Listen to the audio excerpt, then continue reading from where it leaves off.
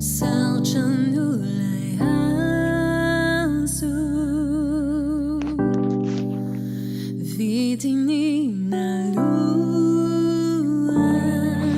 nào đi tu chân nhẹ lu cuyan nào fa suave nào na tu lu chao ai sao chân nu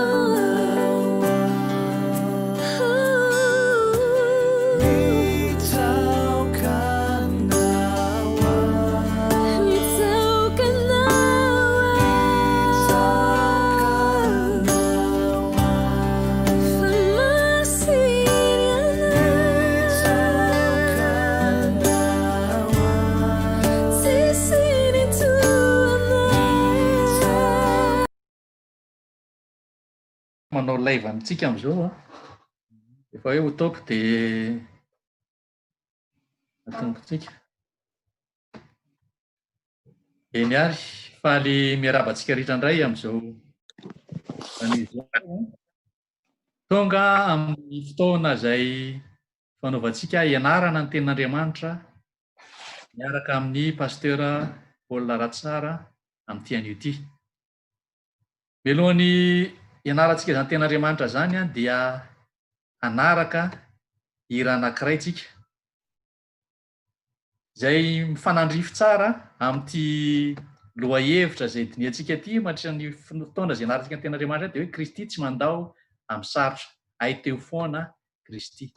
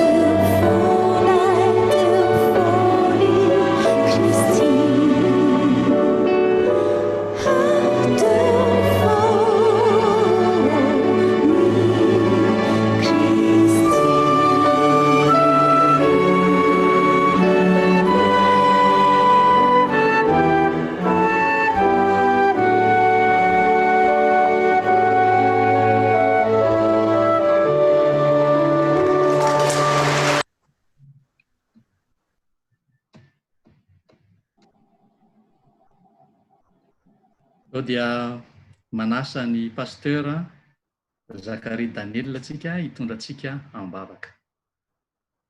Bavaka isika. Andriamanitra tomponay any an-danitro, misaotranao zahay noho ny tantananao anay tamin'ny tontolo andro iny. Misaotranao zahay noho ny arovanao anay tamin'ny ratsy sy ny loza. Ary mbola nomezanao anay izao fotoana sarobidy izao mba hahafahanay miaino ny teninao, mandray ny fampaherezana avy aminao. Fotoana sarotra tokoa izao misy anay izao, ary tsy misy afa-tsy ianao Kristy no afaka hanome anay ny fampaherezana, afaka hanohana anay, afaka hiaraka aminay tsy tapaka, koa omeo anay ny torohevitra izay ilainay ankehitriny. Ary oka ianao no ametraka ny teninao eo amin'ny vavan'ny mpanomponao, izay hanambara ny teninao aminay, aoka ny fanahinao no aminy, ary aminay tsirairay avy koa azonay ny hevitra ny teninao ary andiananay araka izay taridalana omenao anay. Dia tario ireo olona izay nasaina mba samy tonga androany hariva, ary ireo tsy afaka dia mba hiaraka aminy koa ianao tompo, ary ireo izay manaraka amin'ny Facebook dia mba samy hahazo fampaherezana toy izany koa. Dia misaotra noho ny fanatrianao, ary ankehitriny izay dia hiaino koa ny toromarika ny amin'ny fahasalamana, aoka mba hitondra soa anay zany ary hitondra fahasalamana ho anay koa tompo, ary miarahinao amin'ny Dr. Bella izay hanao ny fanazavana. Amin'ny anaranao Kristy no angatahanay izany vavaka izany, ary saoranay ianao noho ny valim-bavaka izay omenao anay. Ho anao rery ihany voninahitra mandrakizay. Amen. Amen. Mahafaly antsika amin'ny tian'io ity ny anaraka ny torohevitra ara-pahasalamana miaraka amin'ny Dr. Bella Zafindrabe. Ary dia omenanao ny fitenenana dokotera, ny torohevitra izay tianao ampitaina amin'izao andro farany izao dia mahasoa dia mahasoa tokoa ho andretrarehetra ka dia omenanao ny fitenenana. Saotra ny dokotera Andriaparana Jean-Jacques isika mitariky antsika amin'ny fotoana, ary faly mahita ireo rehetra manatrika izao fotoana izao, ary fifaliana tokoa ny mitatotra fohy amin'ny ara-pahasalamana amin'ity takariva ity. Ny tombony amin'ny ahatonga antsika ho eto anatin'ity Zoom ity dia afaka mandray anjara amin'ny Paul sy ny rehetra ny olona rehetra, ka dia mino aho fa afaka misy Paul kely ataontsika ao aorianan'ny fotoana. Fa amin'ity hariva ity dia tiako ny saky ny saintsika amin'ny ny atao hoe homamiadana, cancer. Asa raha efa fantatsika fa io cancer io dia anisany zavatra mitombo ary manenika ny maneran-tany. Cancer zany dia zavatra tinam-bary dia soroana. Ny antotanisa dia milaza fa mitombo ny isan'ny cancer, mitombo isan-taona ny isan'ny olona voan'ny cancer io. Eto dia amin'ny ahitana ny eto États-Unis fotsiny io, fa mahatratra 2 millions ny isan'ny olona voan'ny cancer. Fiantraikan'ny cancer ohatra eto amin'ny firenena misy antsika eto zao dia misy ray isaky ny vehivavy anakiroa dia voany, ray isaky ny lehilahy anakiroa voany, ray isaky ny fahafatesana eto amin'ity firenentsika ity dia voan'ny cancer. Eo amin'izao tontolo izao indray dia izy no anisan'ny faharoa mitondra fahafatesana, misy 9,6 millions olona maty ny cancer tamin'ny 2018. Ray anatin'ny 9 dia maty ny cancer. 70% ny olona izay ambany fivelomana dia voan'ny ny ankamaroan'ny cancer dia avy amin'ireo olona izay ambany fivelomana eo amin'izao. Ny sigara no anisan'ny singana voalohany izay tompona andraikitra amin'ny 2.9% ny fahafatesana fahavan'ny cancer. Ankoatra zany indrindra ny fitoerana andalam-pandrosoana dia ny hepatita sy ny human papillomavirus 25% ny vokatra mahatonga kansera izany. Reo amin'ny eo amin'izao tontolo zao maneran-tany 9,6 millions olona maty ny 2018 dia reto no loharana: ny kanseran'ny avokavoka, kanseran'ny nono, kanseran'ny tsinay be, prostaty, kanseran'ny hoditra, kanseran'ny vavony. Tatsika eo zany fa misy zavatra zay tokony anaitratsika fahaiazana, miena ny nofo, miena ny fahazotokanana, ketraka, mihitsana ny volo, ary misy fanaintainana, douleur, tsy afaka miasa tsara ny saina, tsy mazotomana, misy fiantraikany. Rehetra zany matetika dia efa somary efa tara ny ireo famantarana ireo vao hitatsika. Misy anefa zay fomba zay isorohana ny kansera dia fijerevana reo zay famantarana manaitra, misy eo amin'ny 7 eo izy ireo manaitra atika ireo tokony anombana fitsolovana, fanaovana screening test, tatsika eo zany. Tatsika eo fa ny fivana eo amin'ny fivalanana sy ny fipiazana, ny fery zay tsy sitrana efa ela loatra, jerena ny mandeha amin'ny toerana maro samihafa, misy fivotosana amin'ny nono na amin'ny toerana hafa, misy fahasahiranana eo amin'ny fitelemana, misy eo amin'ny hoditra indray dia misy karazana zavatra misy eo amin'ny hoditra zay tokony hahatonga eritreritra atsika, ny kohaka mateza, reo zany dia tokony hanaitra reo zavatra ireo. Ny société cancer eto États-Unis dia milaza ny amin'ny fitsikolovana ny lavabody, ny amin'ny fijerevana reo raha amin'ny microscopy, fanaovana colonoscopie, sigmoidoscopie, fandefasana fitarafana ny anaty tsinay zany, fijerevana ny PSA ho an'ny lehilahy, prostate cancer io. Tatsika eo ny amin'ny vehivavy dia mila atao hoe pap smear, fijerevana ny cervical, cancer cervical zany any amin'ny tranondraza, ny fanaovana fitsolovana ny nono amin'ny alalan'ny tena ihany dia afaka manao izany na mammogramme, reo zany dia nono reo zany amin'ny vehivavy, ny fijerevana ny amin'ny tranondraza sy ny nono zany zava-dehibe satria anisan'ny loharana eo amin'ny kansera izy ireo. Move zavatra hita zao ny ankamaroan'ny kansera dia sorohana raha ohatra izy vao avy mendoa am-piandohana. Noho izany fomba anankiray zany dia fisorohana raha vao mahita adany am-piandohana ianao dia azo atao ny mianto azy, ary avy eo koa dia azo atao miala amin'ireo zavatra zay miteraka kansera, ireo zavatra zay miteraka kansera dia mila fantarina izy ireo, azoina misoroka aminy. Fahatelo fomba iarovana amin'ny kansera dia fanatevenana ny système immunitaire. So ireo zavatra telo ireo zany zavatra lehibe ilaitsika.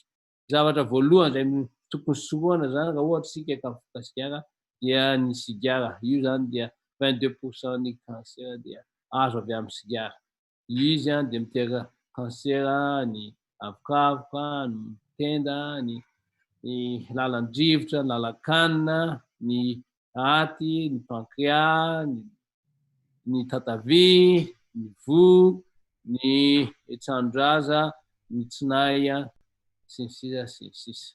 Ny alcool dia anisany anankiray zany. Ny amin'ny lalan-kanina sy lalan-drivotra rehetra iny azy adalovana dia mety ho voan'ny kansera azotsika moa fa ny kansera livera na kanseran'ny foie zany na ny aty amin'ny cirrhosis dia tompona andraikitra lehibe amin'izany ny alcool. Amin'ny Madagasikara dia fantatsika misy tokoa izany zavatra izany. Alcool dia mitoka gasy indrindra dia anisan'ny fototra miteraka kansera. Eto dia jerentsika ny amin'ny kafe. Kafe ngamba dia betsaka misotro kafe, indrindra fa ireo olona zay mianatra misotro kafe io dia anisan'ny problème io na amin'ny resaka tension na resaka cancer na resaka zavatra maro raha mihoatra ny roa isan'andro kafe sotronao dia mitombo roa eny ny risque zay mety ho azo avy amin'ny zavatra izany ny cancer azo avy amin'ny kafe eto dia ny amin'ireo zay tsika dia tiano fantatra ny amin'ny finanana hena ny hena indrindra fa le endasina io dia mahatonga cancer io endasina atao steak na endasina mamay dia maninona misy an'le benzopyrène lay ataontsika hoe tsiroka mainty avy amin'ny cancer iny dia toy ny amin'ny avy amin'ny sigara ihany koa manimba io hitantsika eo ny amin'ny cancer azo avy amin'ny tsinay dia mitombo arakaraka ny nananao hena na omby io na kisoa io na ondry io mitombo avy 5 eny raha ohatra ianao ka mihinana 5 ao anatin'ny herinandro ho an'ny olona zay mihinana isan'andro isan'andro mihinan-kena isan'andro dia mitombo 149% ny risque-na cancer indrindra fa ny tsinay raha aoka mba hampieritreritra atsika izany zavatra zany eto moa ny amin'ny hoe insecticide ny aty aminay dia mampieritreritra manahoana no betsaka ny cancer aty amin'ny faritra sasany dita hoe ny olona mpany amin'ny toerana mpamboly manimba io insecticide io tonga any amin'ny rano dia rano misy trondro dia ny trondro hoanitsika dia sisitsitsitsy rano sy trondro manimba zany reto zany reo risque facteur na reo zavatra zay azo soroana miteraka cancer ny sigara ny fahalebiazana vaventy matavy ny tsy fahampiana sakafo zava-maniry végétable zany sy ny plante ny tsy fahampiana fihetsiketsehana fanatanjahantena fampiasana alcool ny HPV zany ny aretina avy amin'ny fananahana ny hepatite ny radiation ny rivotra maloto sy ny sisa azo soroana reo zany ny azo soroana reo raha fitinana dia zao alcool sigara fahatavezana reo toxine isan-karazany avy amin'ny hena avy amin'ny fandrahokan-kanina DDT ny insecticide ny virus human papillovirus ny kafe ny asbestose sy ny sisa dia azo soroana ahoana indray ny ataontsika mba hanatevenana ny système immunitaire io dia fomba faharoa azona miaro ny cancer alohan'ny atongavany amintsika io zavatra io efa nyteneniko teto tamin'ny lasany amin'ny vitamine A vitamine C sy ny sisa fa izy dia mampihena tsy hoe mihina vitamine A fotsiny fa sakafo zay misy ataontsika hoe misy interaction anatin'ny sakafo fa tsy vitamine A fotsiny fa misy interaction zay mahatonga ny reo vitamine sy micro-organisme zay mahatonga atsika ho salama satria mampihena ny cancer ny avoka prostate pancréas sy ny maro izy ireo vitamine A moa zany ditatsika eto mahitana azy ny ao anatin'ny salady ny zava-maitso ny anana zavatra menamena reny dia misy ny karoty ny abricot ny kale ny sisa hitatsika eo fa vitamine A dia hitatsika eo amin'ny cantaloupe ny poivron ny vomanga ny voatavo ny karoty reo zavatra mavomavo sy menamena reo dia feno azy azontsika tarafina eto zany vitamine C dia anisan'ny mampitombo ny hery fiarovana amintsika satria mampihena ny nitrosamine io antioxydant ary miaro ny spermatozoïde amin'ny radiation sisa ka tatsika betsaka reo sakafo zay betsaka vitamine C ny akondro ny laisoa ny voatabia ny kale ny reo berry isan-karazany reo dia tsara misy vitamine C avokoa amin'ny légume indray ditatsika eto ny brocoli ny green pepper, sy ny sisa, strawberry, pink, red, grapefruit, Bruxelles sprout, poivron sy ny sisa. Hita eto fa ny bitro zay napetraka teo amin'ny tarapaza-vazy ny 24 semaines ny zay mihinana zavatra vitamine sakafo mahasalama dia tsy nisy cancer izy ireo ireo bitro zay mihinana sakafo tsotra. Vitamine E zay de blé dia isan'ny tena tsara, soja lena, ny blueberry, ny oliva, sy ny sisa dia ilaitsika. Nisy manana hery dia manana mahasalama zany ny zavatra avy amin'ny zavamaniry satria hitantsika eo fa misy fifandraisana zay ao anatiny ao zay noharian'Andriamanitra asoatsika fa tsy lay vitamine fotsiny hoe vidiny eny pharmacie fa lay fifandraisana misy eo amin'ny vitamine isan-karazany ao anatiny ireo zavamaniry ireo dia miara-miasa hitondra fahasalamana antsika. Samy hafa ny mihinana vitamine C sy ny mihinana sakafo be vitamine C. Toy izany koa ny amin'ny vitamine E. Hitantsika eto zany ny amin'ireo zay ataontsika hoe lolarana eo amin'ny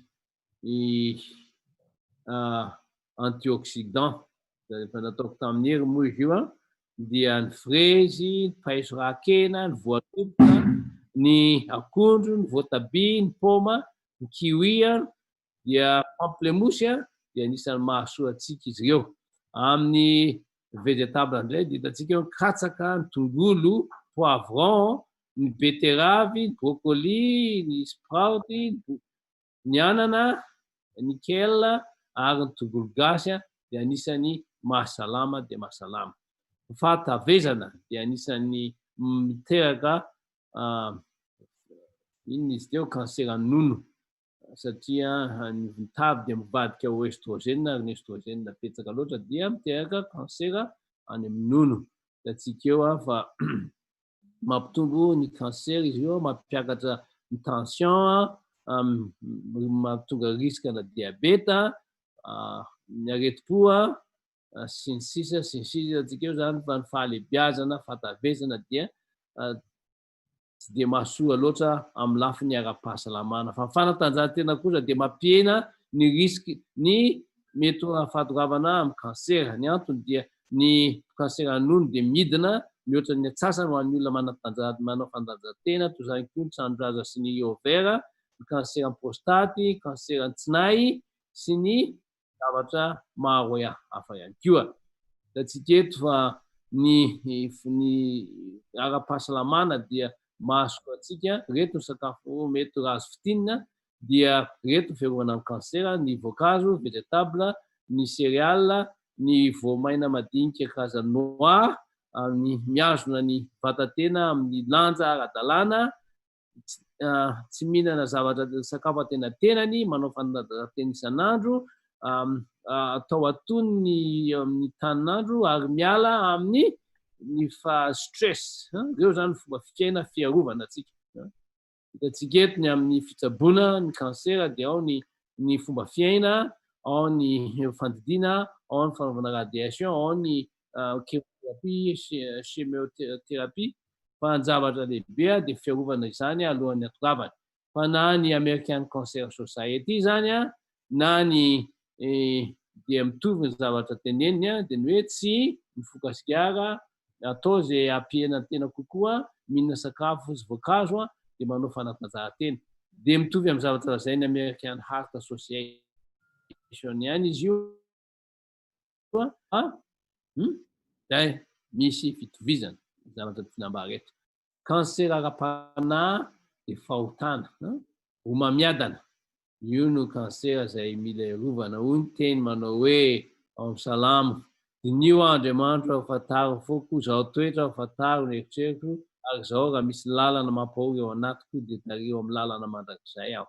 Ka dia zay zany no hafatra tamin'ity hariva ity ara-pahasalamana, fa dia mino aho fa misy zavatra azotsika mpiarana izany a eo amin'ny fiainantsika eo amin'ny fiarovana ny tenantsika tsy ho azon'ny miomamiadana.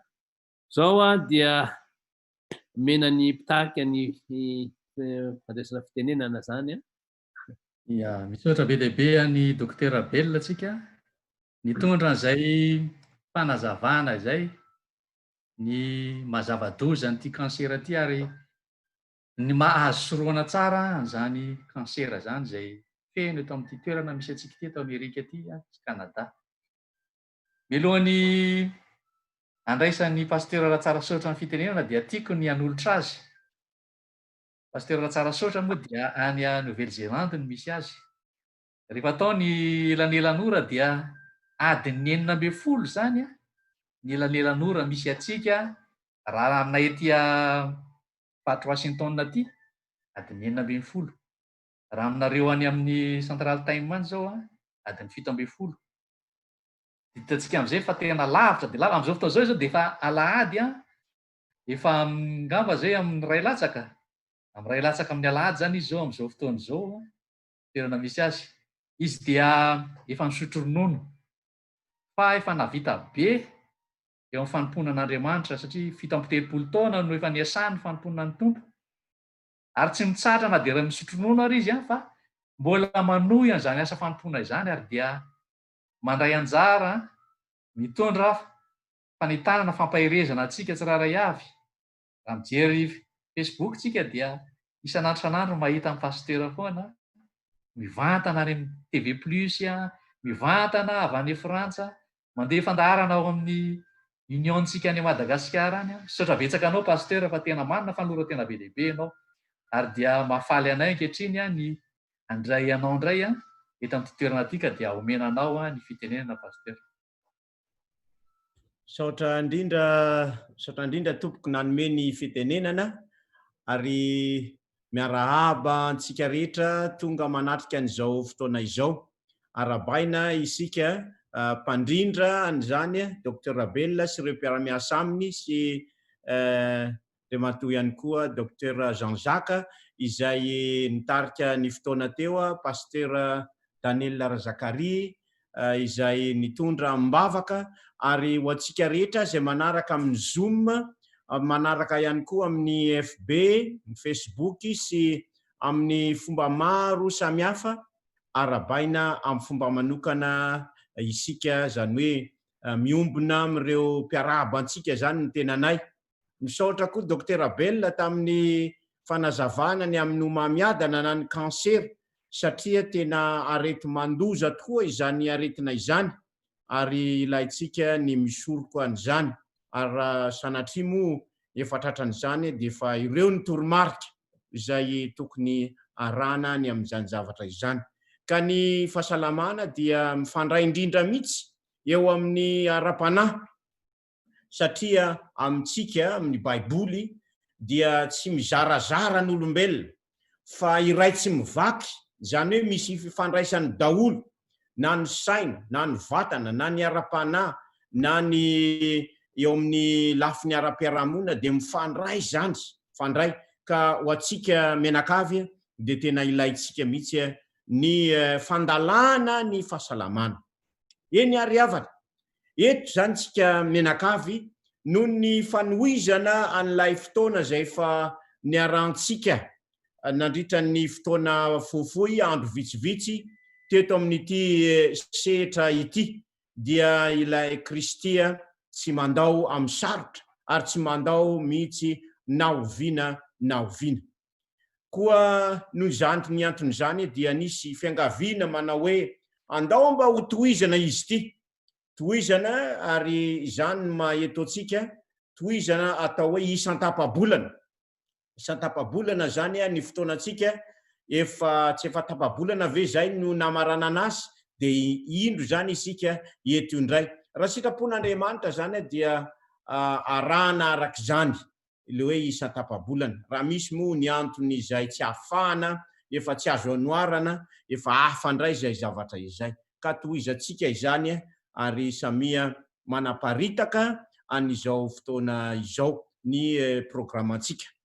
koa amin'nyity androany ity zany a dia hotohizana ny fandiniantsika ny tenin'Andriamanitra. Nandritra n'izay andro vitsivitsy zay ny rahantsika tamin'ny lasa izay, zany hoe tapabolana lasa izay, dia nandinika lohahevitra vitsivitsy isika ny amin'ny hoe Kristy tsy mandao amin'ny sarotra. Dia mbola tohizantsika ihany zany amin'ny fandiniana ny tenin'Andriamanitra, satria ny fomba izay atonga antsika anana n'izany tombontsoa lehibe izany, atonga ny Kristy mba hiaraka amintsika, na isika miaraka amin'ny Kristy, dia ilaintsika ny mandalina ny tenin'Andriamanitra, ny mampiatra an'izany eo amin'ny fiainantsika.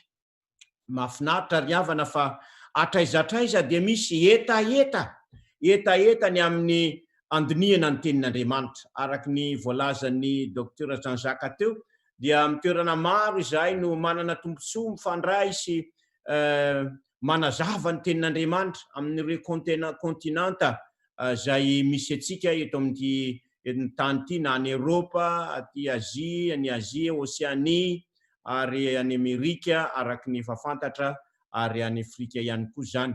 Dia hita zany a ny faniriana sy ny etaeta ny tsiraray avy mba handinika ny tenin'Andriamanitra, satria efa andro sarotra tokoa izany. Koa amin'ity androany ity dia handinika isika ny amin'ny hoe ny planin'Andriamanitra, ny planin'Andriamanitra ny amin'ny hanavotana mihitsy an'ity planeta misy antsika ity. Koa andeha ary andinika lohahevitra anankiray isika amin'ity androany ity dia le hoe ho avy indray Jesosy. Ho avy indray Jesosy. Jesosy manko araka ny efa fantatsika dia efa tonga teto izy. Tonga teto izy 2000 taona lasa izay, ary dia niakatra izy, ary dia nampanantena fa ho avy indray. Koa io zany lohahevitra izay hodinintsika androany. Ho an'ny sasany famerenana ihany na fanatevenana angamba ity lohahevitra ity, fa ho an'ny sasany kosa dia mety vao izao vao tena andalina an'izany, ka ho antsika rehetra dia samy mila n'izany avokoa isika amin'izao andro farany, amin'izao andro sarotra izay diavintsika izao. Ka andeha re anondrika ny lohantsika indray isika, hivavaka, angataka ny tompo mba hanazava ny fotsika sy hanazava ny saintsika. Hiara hivavaka isika. Andriamanitra tsara indrindra izay any an-danitro, dia mbola mamerina ny miantso ny anaranao indray zahay amin'izao fotoana izao, satria mahatsapa fa mila ny tsilotsaina, mila ny fahazahoana an'izao lohahevitra izao, ka ianao ihany no afaka manome an'izany. Koa dia mitaria ary amin'ity fotoana androany ity, ary raiso an-tanana ny zavatra rehetra, ka mba ho fahasoavana sy fitahiana no vokatra izao fivoriana androany izao. Amin'ny anaran'i Kristy mpamonjy no angatana izany. Amen. Eny ary ry havana, araka ny efa voalaza teo dia ho avy tokoa Jesosy. Ary izao misy teny fampanantenana izay nomeny ao amin'ny Jaona 4:12, ny 1 ka hatramin'ny 7.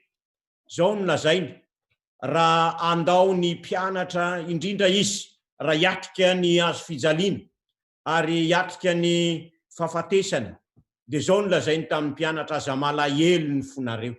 Minoa an'Andriamanitra ary minoa akoho ao an-tranony raiky misy fitoerana maro. Raha tsy zany dia efa nilaza taminareo fa andeha amboatra fitoerana ho anareo aho. Ary raha andeha amboatra fitoerana ho anareo aho, dia io le teny fampanantenana ry havana, dia ho avy indray ka handray anareo ho any amiko, ka izay toerako no itoeranareo koa. Io zany ny teny fampanantenana izay nomeny Jesosy tamin'ny mpianatra. Hoe aza malahelo ianareo, fa tsy maintsy andeha zao, kanefa amin'izany andeha io dia mbola ho avy indray. Ka mipetraka ny fanontaniana mana hoe, oviana mety ho fantatra ve izany fiaviana izany? Satria io fiaviana io no amaha ny olana eto amin'ity tany ity. Ka mety ho fantatra ve? Misy famantarana ve nomen'Andriamanitra, nomeny Kristy antsika mba halalantsika ny amin'ny hoe aiza ho aiza raha mandeha mako isika indrindra tamin'ny taloha mbola tsy nisy ny GPS na ny GPS mandeha mikarta mila karta zany na hoe na tsy misy karta fa manontany olona hoe aiza moa le toerana mandeha zany ianareo rehefa afaka eo amin'ny 3 kilometatra de misy sapanandalana anankiray ka vinareo ao tsy any le izy toy izy ihany le dia toy izy ihany le dia de misy afaka eo amin'ny 1 kilometatra de misy trano misy riana be debe zay mangamanga varavarana dia zao tadidio fa efa tsy ela dia ho tonga tsy lavitra loatra an'io de ho tonga zany hoe misy zany reo famantarana ny amin'ny hoe efa ho tonga ve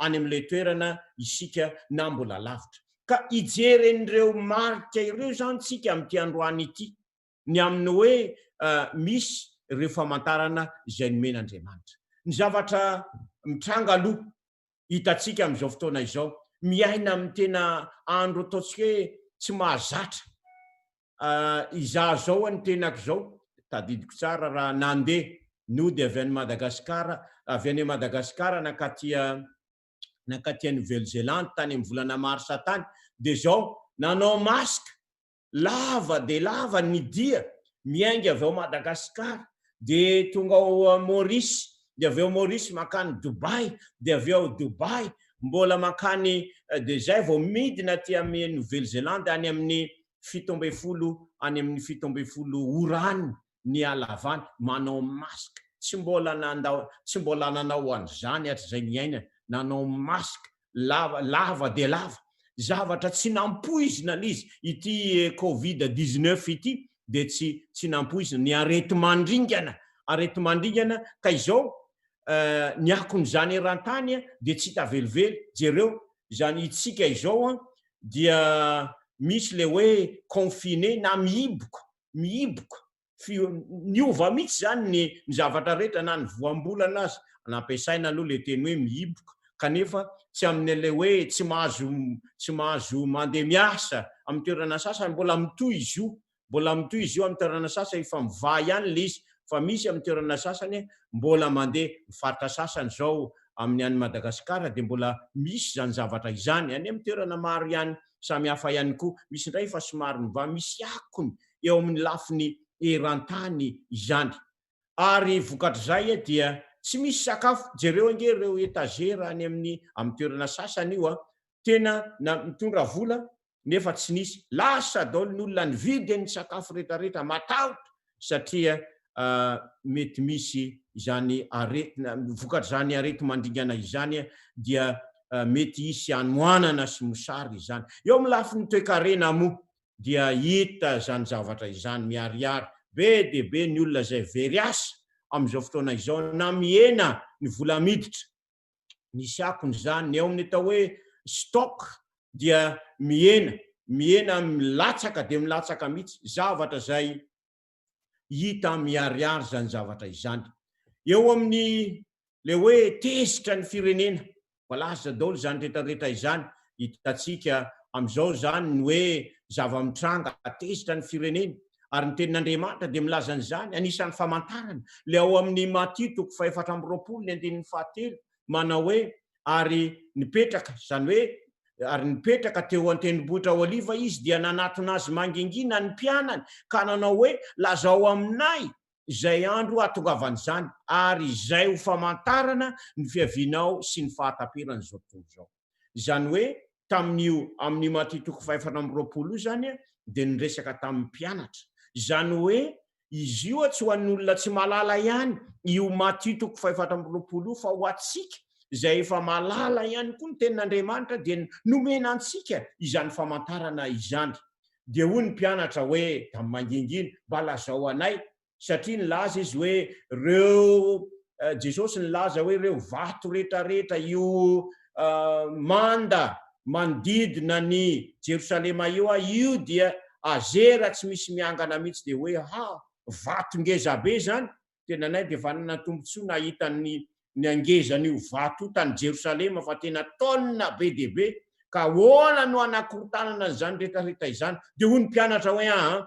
fanazavana ray ihany no azo omenany amin'izany rehefa tony ny fahatokavana dia midika ho fatapirany zao tontolo zao zany hoe amin'ny fafiafarany tantarany zao tontolo zao ary Jesosy namaly ka nanao taminy hoe ny fahefatra sy ny 15 ry havana vakina amin'ny anaran'i Jesosy zany ary Jesosy namaly ka nanao taminy hoe mitandremo fa ndao isy hamitaka anareo fa maro no avy amin'ny anarako anao hoe izano Kristy ka maro no voafitany isika dia mpanara-baovao ary tsy ho tanisana amintsika eto intsony fa efa miseho zany misy olona zay milaza hoe zany ny Kristy ianareo miandry ny Kristy fa iza zao no izy maro zany zavatra izany tandremo Kristy fa aza manaiky an'izany zavatra izany fa ny fisiny zany rehetrarehetra izany dia efa famantarana daholo efa raha isaky ny maheno an'izay zany tsika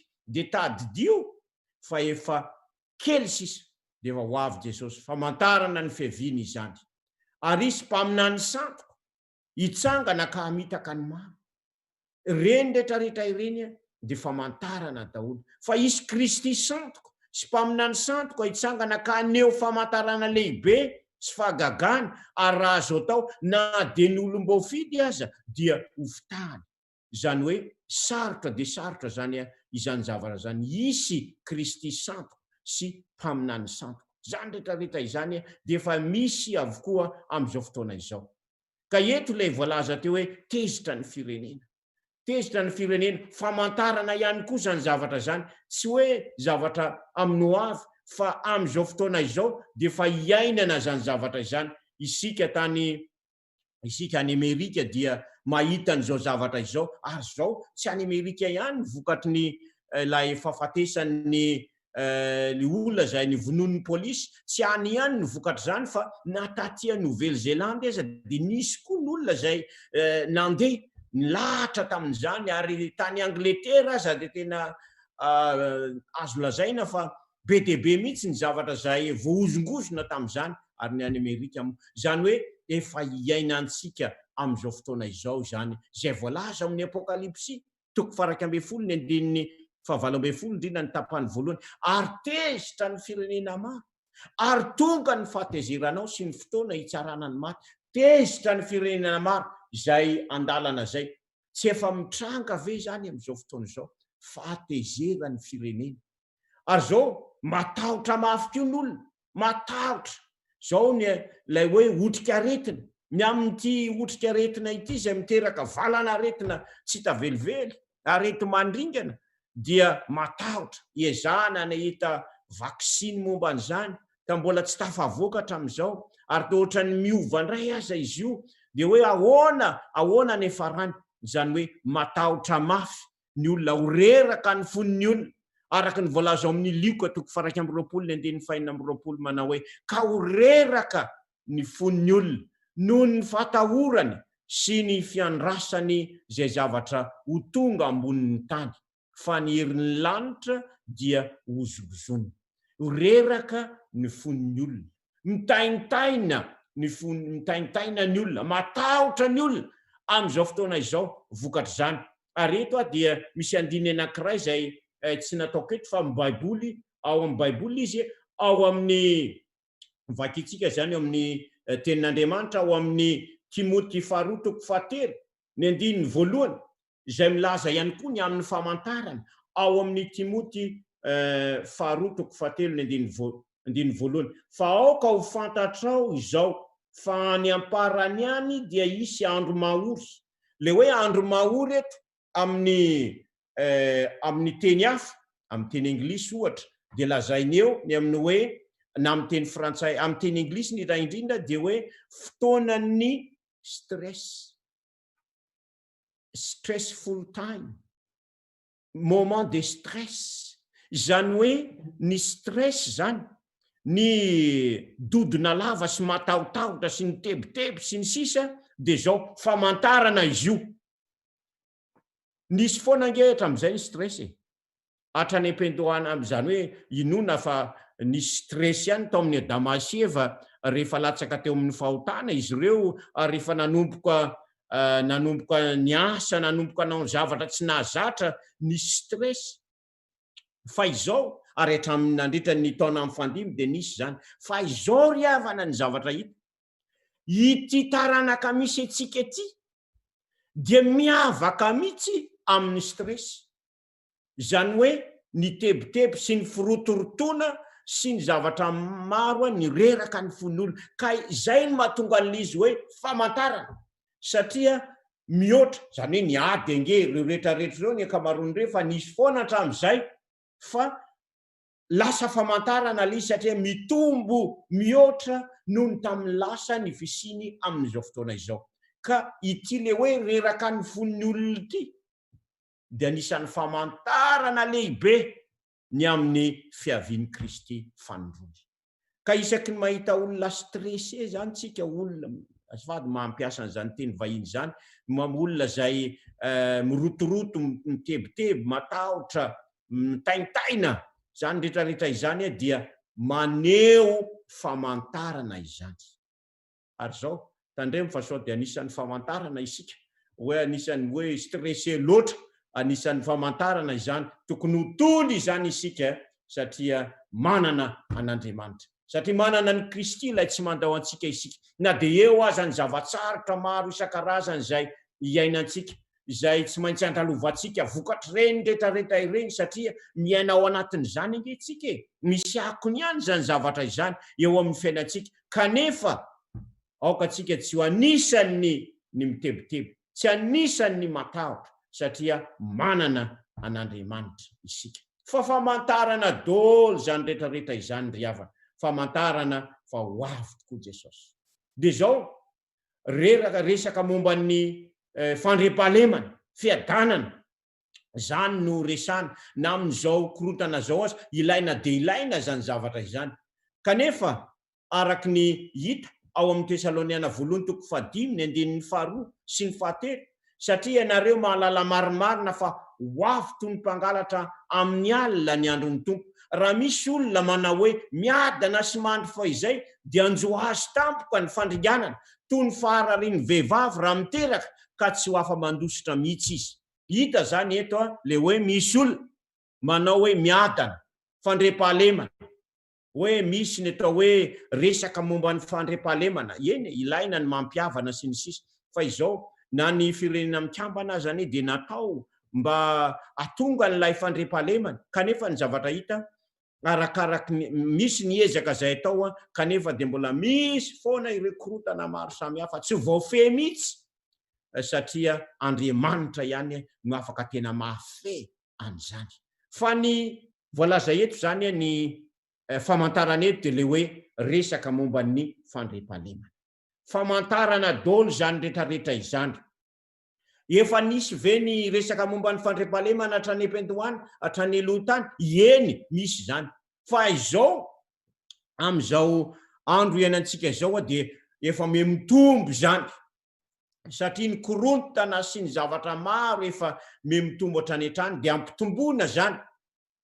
Ka isaky ny maheno zany tsika hoe resaka fandriampahalemana, resaka fiadanana sy ny sisa, famantarana daholo reny ry havana fa tena akaiky ny fiavian'i Jesosy. Ny tebotebo, ny tahotra, ny resaka momba ny fandriampahalemana sy ny sisa dia efa famantarana daholo zany. Marina fa isika dia tokony mpampiavana. Tsika zanak'Andriamanitra, sambatra ny mpampiavana fa izy no atao hoe zanak'Andriamanitra. Fa izany rehetrarehetra izany izay manerana n'izao tontolo izao dia efa famantarana daholo zany rehetrarehetra izany fa ho avy Jesosy. Ahoana indray ny amin'ny mosary? Ahoana indray ny amin'ny mosary? Eny ry havana, tena misy izany. Ny horohoron-tany, ho resantsika io, voalaza ny ao amin'ny Matia 4:20, ny 7, manao hoe fa hisy firenena hitsangana mely firenena, ary hisy fanjakana hitsangana mely fanjakana, ary hisy mosary sy horohoron-tany amin'ny tany samihafa. Eto indray koa zany dia ilazana le hoe nisy foana ange ireo fa mitombo zany ankehitriny dia lasa famantarana ny fiavian'i Jesosy izany. Le hoe mosary. Taloha ny eritreritany amin'izy io hoe any amin'ny tany mahantra ihany angamba no misy an'izany mosary zany. fa niovanevitra am'izao fotoana zao fa na amin'ny tany mandroso aza dia mety ho tratrany ty misary ty satria tsy afaka mivezivezy araky ny tokony ho izy intsony ny varotra rehetrarehetra ary na ny vokatra koa aza dia simba na misy koa aza reo biby izay fihinan'ny olona te moatsika dia nampahirezina hoe mba ialana zany zavatra izany fa be debe ny olona mbola mihinana an'izany mihinana hena dia maty izy ireny niripaka izy ireny zany hoe zany raha mitoy zao zavatra zao dia zao tsy any amin'ny firenena mahantra ihany ny tratrany mosary fa any amin'ny firenena manan-karena ihany koa ny olona zay tsy anasy zao mbola misy ny tahiry am'izao fotoana izao misy ny fanampiana avy amin'ny fanjakana fa izao raha mitoy zany zavatra izany ho lany ny tahiry ary mety ho ritra koa ny vola avy any amin'ny fanjakana dia isy zany ny sary na any amin'ny atao hoe firenena mandroso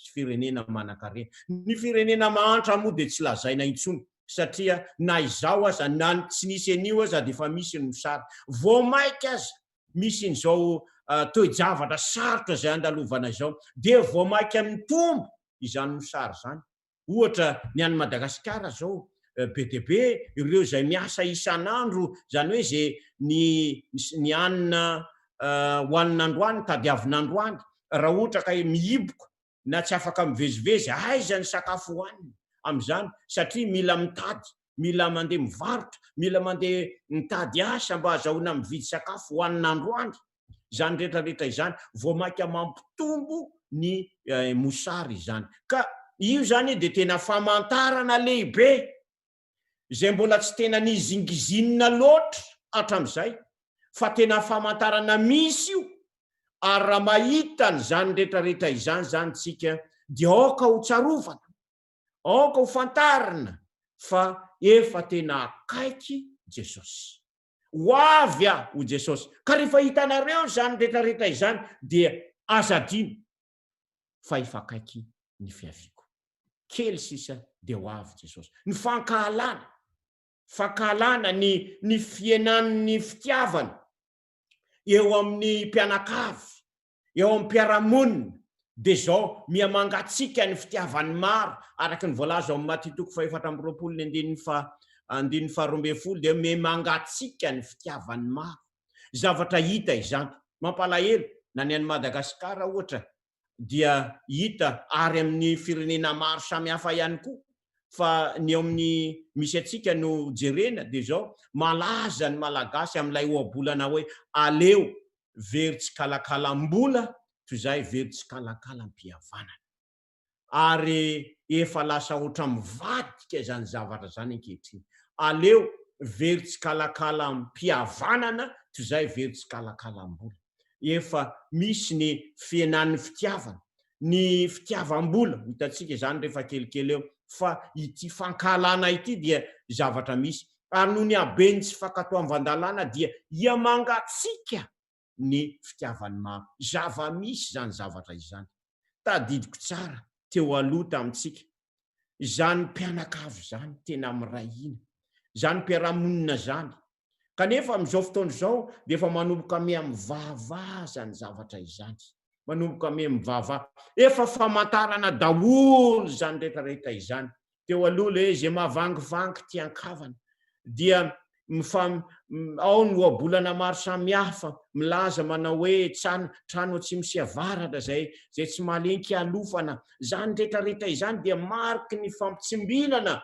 sy ny fifankatiavana daholo mampalahelo ry havana ny zava-misy fa efa miena dia miena izany zavatra izany ka izao raha mahita an'izany rehetrarehetra izany tsika dia azadiny fa efa famantarana ny fiavian'i Jesosy tao zany rehetrarehetra izany zany dia manambara fa tsy ho ela dia ho avy Kristy satria izy milaza amin'ny hoe rehefa mahita an'ireny ianareo izy famantarandreo marika fa efa tsy lavitra fa efa akaiky ny fitiavam-bola efa niresana teo vola mamono olona misy olona afaka mamono olona vokatry ny vola tsy dia manahoana loatra akory ny tombambidin'izany vola zany dia aina sa vola misy basy antsy aina savola aza mihetsika eny antoandro be nanahary eny de misy an'izany fitiavam-bola ary tsy ny atao hoe mpanao ratsy ihany sy ny mpangalatra ihany manao an'izany fa eo amin'ny fifandraisana aza dia misy ny mifametsifetsy misy lokoloky ary efa nisy hatramin'izay zany rehetrarehetra izany fa ny zavatra hita de mitombo izany zavatra izany de io zany le hoe mitombo ny fitiavam-bola fa aoka fantatrao izao fa any amparany ihany araky ny voalazan'ny Timoty 2:7 ny voalohany sy ny 2 fa aoka fantatrao izao fa any amparany ihany dia isy andro mahory io le hoe andron'ny stress fa ny olona ho titeny fitiavateny efa nisy hatramin'izay ry havana ny fitiavateny fa izao efa miopampana ny zava-misy amin'izao fotoana izao ho tia vola efa nisy hatramin'izao zany ho mpandoka teny mpiavonavona ny teny ratsy tsy manora raisireny le hoe tsy manora raisireny eto dia janona kely eo efa nisy hatramin'izay ny tsy fakatoavana ny ankizy zay tsy manora ray aman-dreny fa izao miopampana ny zava-misy ale hoe raisireny eto dia ray aman-dreny dia azo lazaina koa ny hoe ny manam-pahefana ny autorité na any an-tsekoly zany misy manana namana anankiray mpampianatra zay efa mpampianatra nandritra ny taona maro de zao izy pasteur manahirana ozy izy le mampianatra izy io mpampianatra any amin'ny école secondaire manahirana ozy izy le mampianatra ny ankizy eky tsy miaintsony zany hoe nisy fahasamefana be mihitsy teo aloha izy mba azo sazina ny mpianatra natao an'izao fa zao tsy azo atao ninina de fantatry ny mpianatra zay de manao zay tiany atao izy zany hoe misy zany zay zavatra izay eo amin'ny ray aman-dreny sy ny zanaka misy zany saorana an'Andriamanitra ianareo tanora izay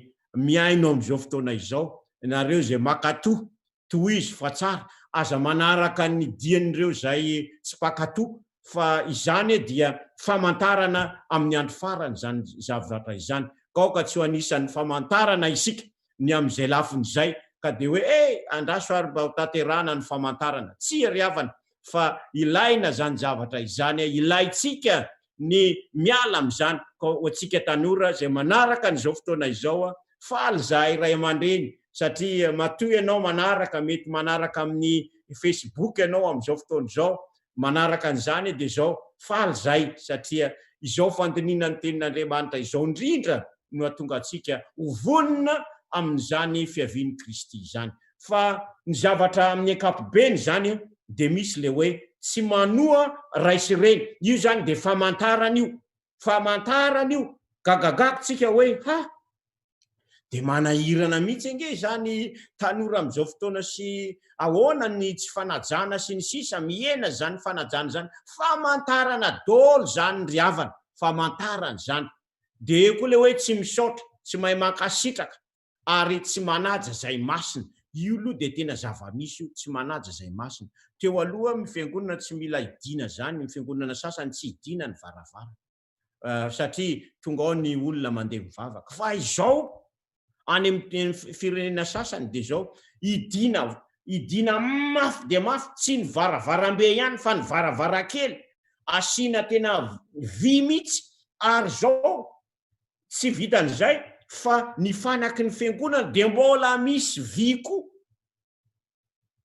fiarovana viko mba azahoana miaro an'izany na orgy io na inona io arovana satria nahoana lasa mangalatra fanaky ny fiangonana ny olona tsy manaja zay masina zany de efa famantarana dolo zany famantarana amin'ny andro farany efa hita nge zany zavatra izany zay zany ny zava-misy amin'izao fotoana izao raha mahita an'izany rehetrarehetra izany tsika de ao koa le tsy manampitiava mpanontolo fo mpanendrikendrika hita nge zany na amin'ny resaka serasera sy ny maro azy misy ny fanendrikendreny tsy mahonim-po loza be tsy tiany tsara mpamadika io koa de tena hita zany ny olona de mora mamadika tsy mena mivadika efa hita zany zavatra zany kirina mpieboebo tiany fafinaretana mihoatra noho ny noho ny fitiavany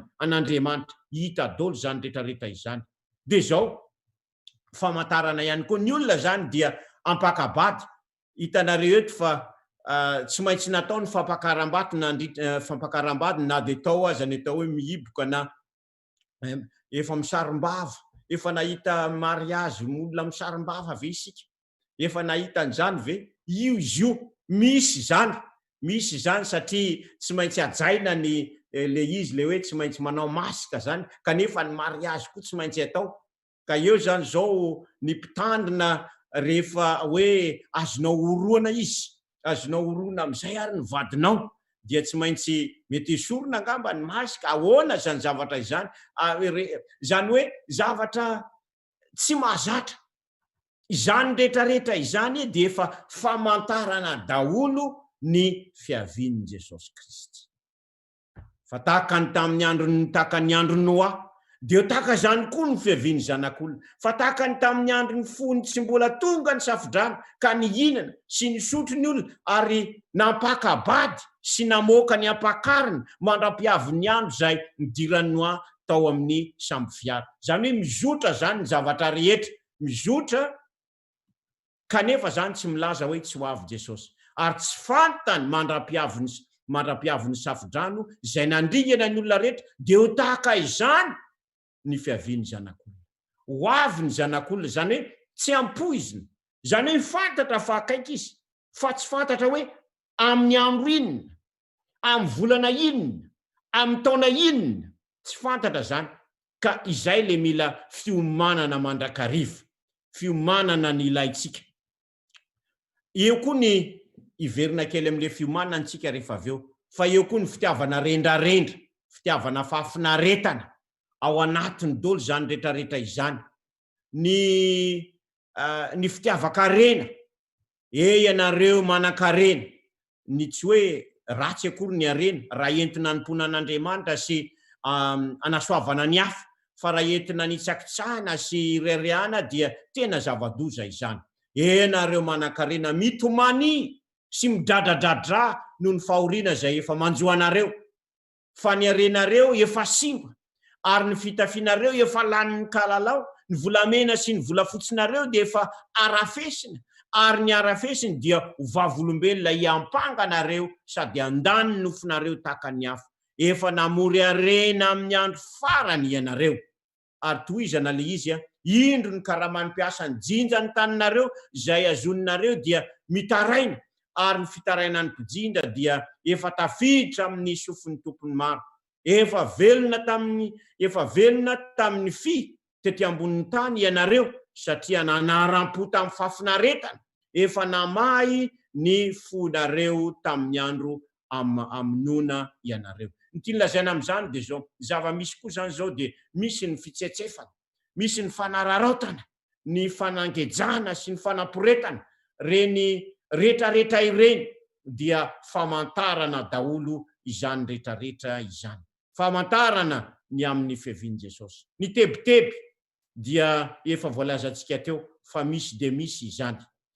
Ary tandremo eo koa le hoe ny fahazarana maro isan-karazany, mitandrema fandraon'ny fonareo ho vesara ny vokatry ny fisotoka sy ny famamona ary ny fiahinana zao fiainana izao, ka ho avy tampoka aminareo tahaka ny fandrika izany zavatra izany. Ho avy Kristy, ka mila mitandrina isika mba tsy ho tampoka amintsika izany. Famantarana anankiray farany dia ny fitoriana ny filazantsara, ary ho toriana am'izao tontolo zao, ny 4:7 amin'ny Maty 4:20, zao ary ho toriana am'izao tontolo zao ity filazantsara ny fanjakana ity, vavolombelona amin'ny firenena rehetra dia vao tonga ny farany.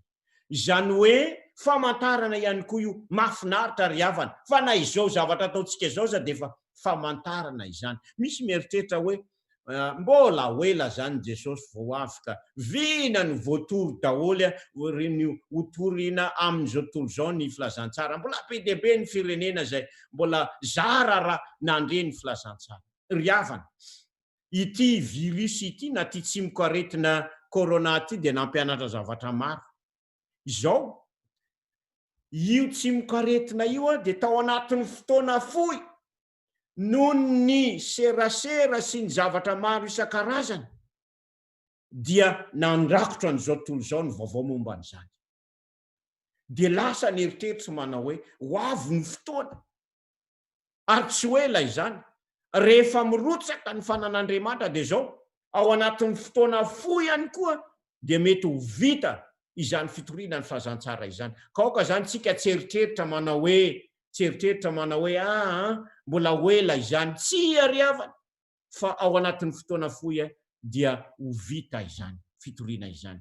Ny fikasan'Andriamanitra manko dia ny hamonjy antsika rehetra, tian'Andriamanitra ho vonjena n'olona rehetra, tsy tiany na isy na iray aza isy ho very amin'izany.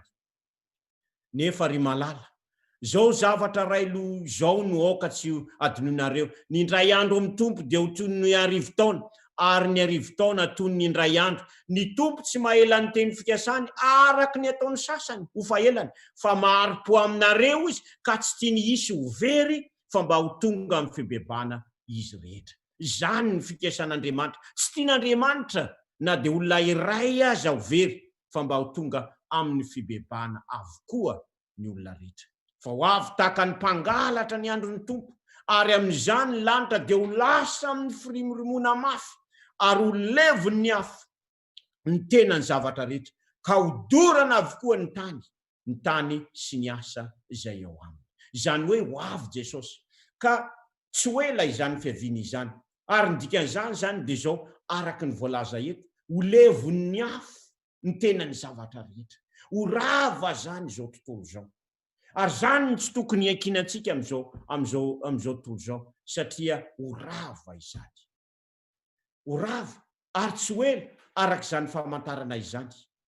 Ka aoka isika tsy taka n'ilay mpanompo ratsy fanahy izay nametran'ny tompony hoe mba karakarao fa mba lasa, fa raha manao anakapo izay mpanompo ratsy fanahy manao hoe maharitrela ny tompo. Aoka tsy eritreritra antsika hoe mbola ho ela ho zany.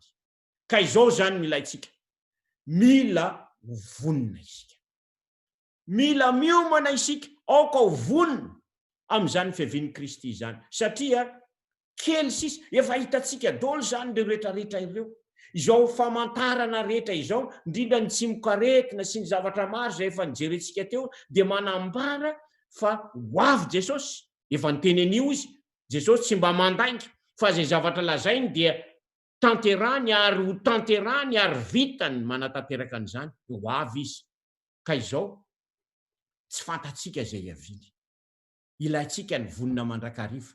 Misy mpampianatra tany amin'ny école secondaire milaza, mpampianatra izy zao izy za rehefa mampianatra dia isan'andro anareo dia tokony vonina fa isy interro. Tsy lazaiko hoe am'vina misy interro na fanadinana na karazana test. Dia isaky ny tonga zany izy dia isy test avy androany. Dia miditra izy avy any tonga dia tsy miarahaba akory, tonga dia hoe raiso ary ny taratasy test na miarahaba kely fotsiny.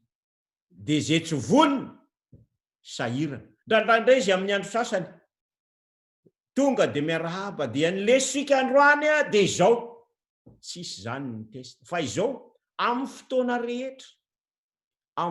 rehetra dia mila miomana, satria tsy fantatra na isy na tsisy.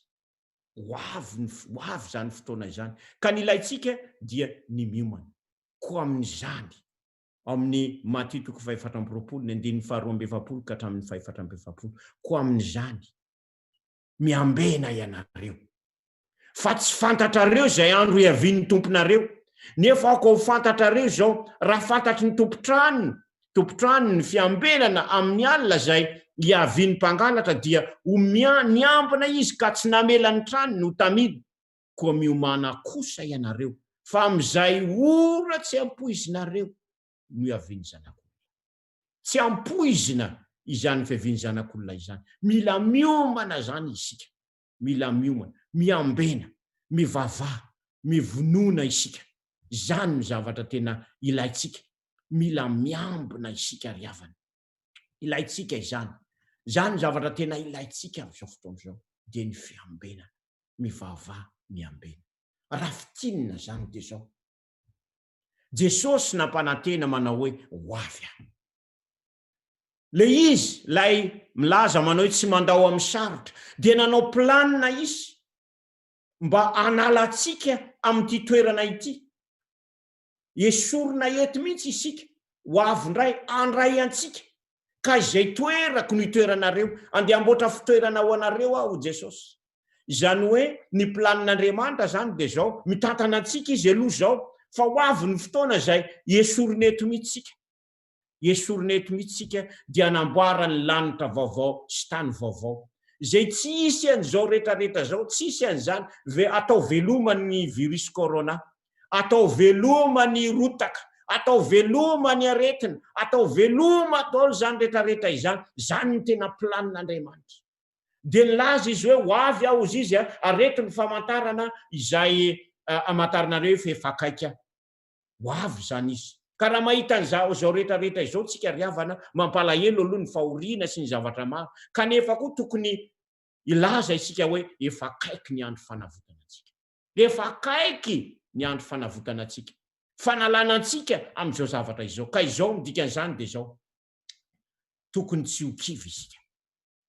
Raha mahita an'izao rehetrarehetra zao tsika ry havana de zao aoka tsy ho ketraka na ho kivy. Na inona fahoriana zay andalovantsika na fitsapana zay andalovantsika amin'izao fotoana izao de zao azadino fa vetivety ihany de hifarana izany rehetrarehetra izany.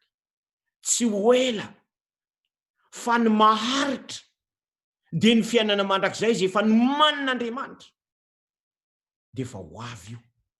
Ka rehefa hiaran'ny fitsapana zany tsika zao de hoe vetivety hifarany ity, tsy haritra mandrakizay, tsy ateza ity fitsapana ity fa mandalo ihany zao fitsapana izao. Zay aloha zany ny zavatra voalohany zay tsara tadiditsika androany, mandalo. Ka ianao ve de ho kivy ny zavatra mandalo? Mandalo io. Ity zavatra ity de hiserana io. Na inona fahoriana miatra amintsika hiserana io. Ny faharoa de zao aoka tsy amikitra amin'ity tany ity sika satria ho levonina, zay ny zavatra voalaza teo, ho levona, anana fifarany izy ity, fa tsy maintsy mikatsaka zay maharitra mandrakizay sika, dia ny fiainana mandrakizay zany, ny fanatonana an'Andriamanitra zany ny zavatra ilaitsika amin'izao fotoana izao. Ny fametrahana ny fiainantsika eo am-pelatanan'Andriamanitra, satria raha miaraka amin'Andriamanitra isika dia tsy ho levona, fa raha ohatra kosa ka mamikitra amin'ity tany ity tsika dia raha ho levona miaraka aminy. Faharoa zany zay aoka metraka ny fiainantsika eo am-pelatanan'Andriamanitra. Ny fahatelo de zao aoka hovonina mandrakariva. Hovonina mandrakariva isika eo amin'ny fifandraisantsika amin'Andriamanitra. Ho voavela eloko, hifankaty. Ary ny faefatra de zao aoka koa hizara ny fonontsika. Zay zavatra fantatsika de aoka koa mba anampy ny hafa isika mba ho vonina ho amin'izany. Tsy hoe hiomana samirery isika fa manomana koa ny hafa amin'izany. De zao raha kivy zao tontolo zao, kivy ny hafa, ianao kosa manana fanantenana. De ny fanantenana fa tsy ho ela de ho avy Kristy.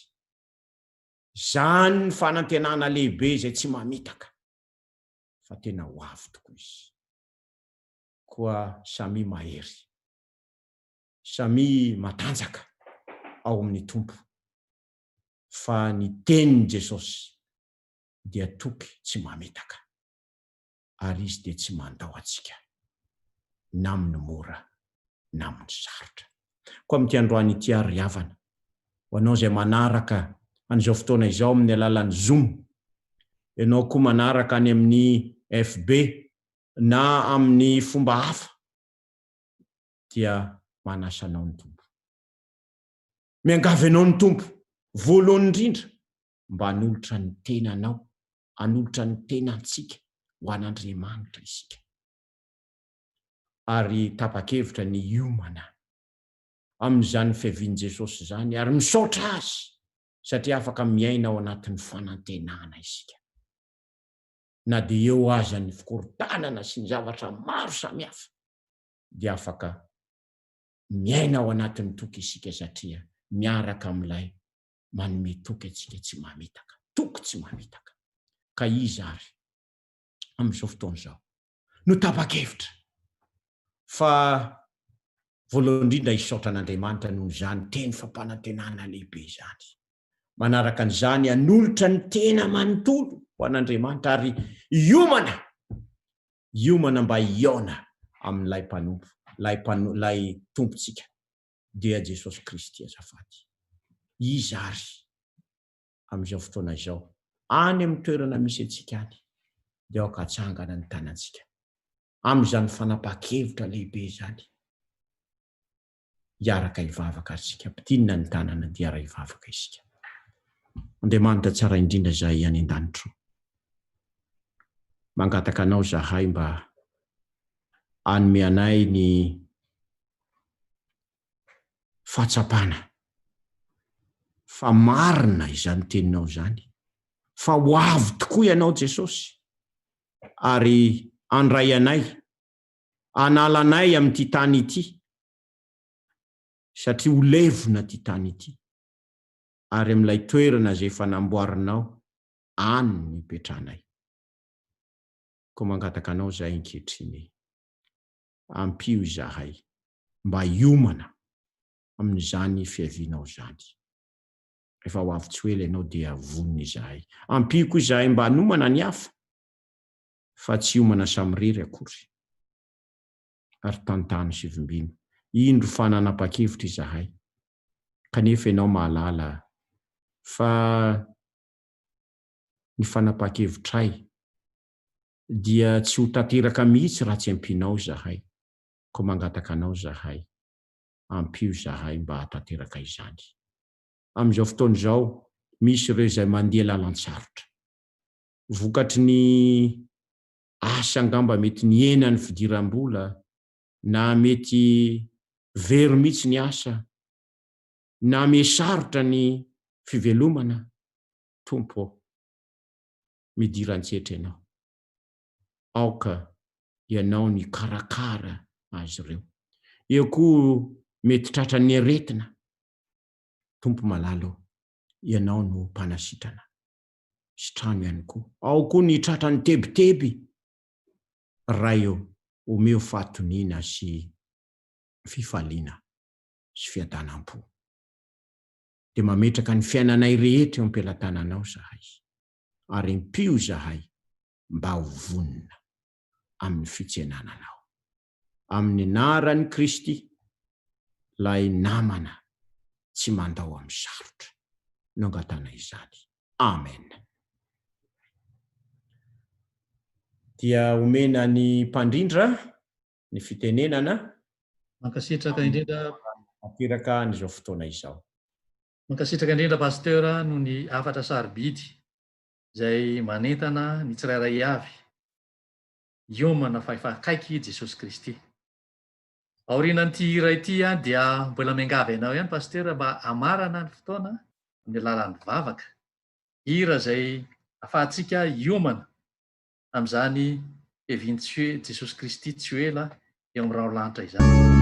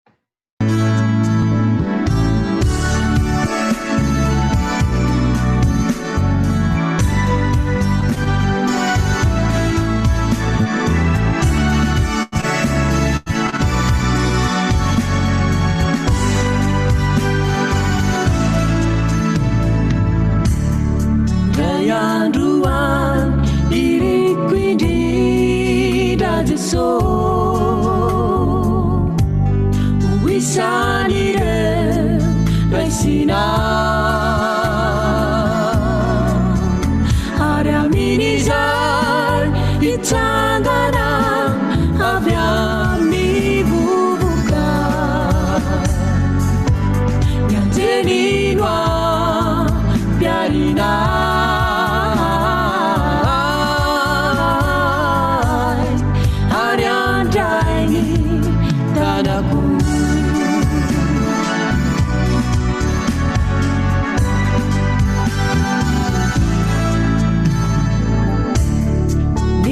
masoko hahitanao Jeso hipetraka eo aminy rahona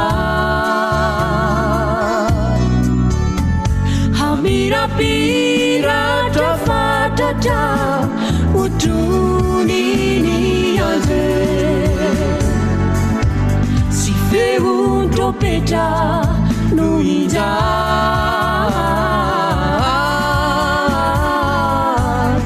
manaitry ireo zay minoana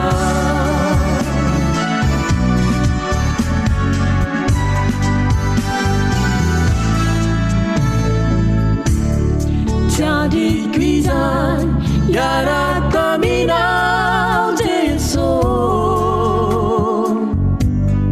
hitetian'io lanitrio ireo kitanao lalovako feno zava-baova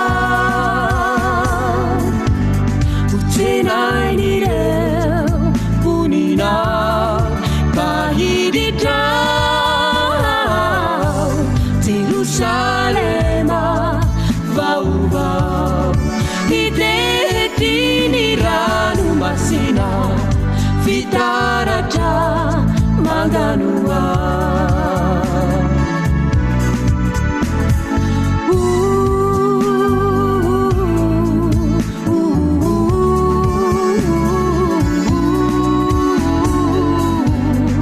miandranao ao Jeso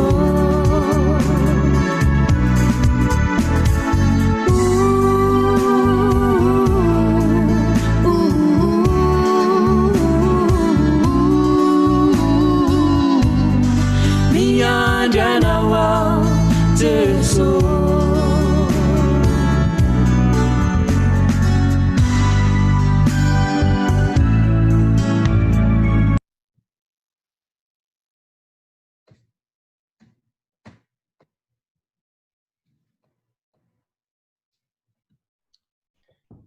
iara ivavaka ary isika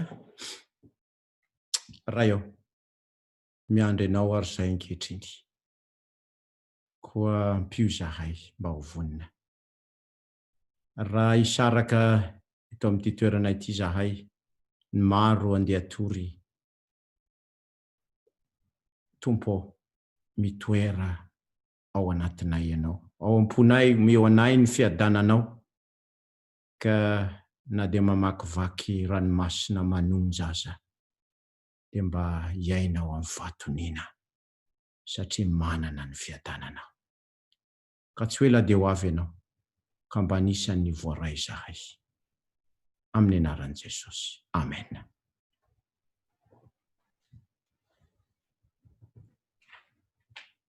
Dia amin'ny tapabolana indray zany ny fiarahantsika eto. Mety ho fantatra hoe pasteur inona ny loha hevitra mety ho diniantsika afaka tapabolana. Mbola mitohy ihany zany ny fiomanantsika, ny fiomanantsika satria zava-dehibe ny fiomanana dia aoka anao ezaka lehibe tsika satria mbola ho vavahana manokana indray ny amin'ny hoe inona no ataotsika mba ho volona amin'izany. Dia manasa antsika tsiraray avy ho tonga anaraka an'izao fotoana izao indray amin'ny fotoana amin'ny tapabolana anio.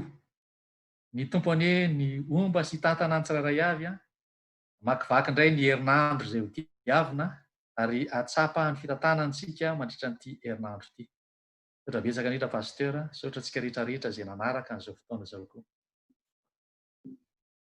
Misy fandalinana kely izay nalefa any amintsika io inona ny mahalinanao indrindra fandaminana izay efatrandro zay ny afatra baiboly ny fahasalamana ny afatra baiboly sy ny fahasalamana tambarany anjara atsika misy maromaro tsika eto anao safidy miandry valiny vitsivitsy sika faranana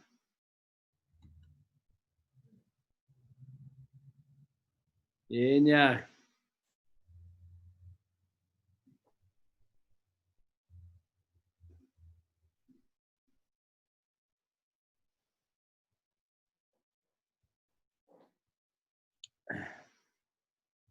mahaliana antsika zany ny akamarony dia niafatra baiboly sy fahasalamana mitambatra fa dia hotoizantsika afaka tapabolana zany a ireo zavatra ireo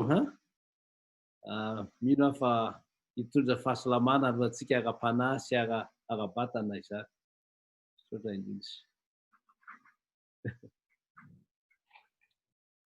eny ary dia samy tahiny tompo dia amin'ny tapabolana indray za sika dia misaotra anao dokotera Andriampara nitarika fotoana misaotra paster Tsara Sotra eny ary mirary sehoantsika rehetrarehetra ny tompony ambomba sy tantana ny fiainantsika indray amin'ny lalana zay hodiavina mampaherantsika hatrany hatrany eo anilantsika izy tantana ny diantsika ary isaorantsika hatrany ny fitantanany zay ho ataony amintsika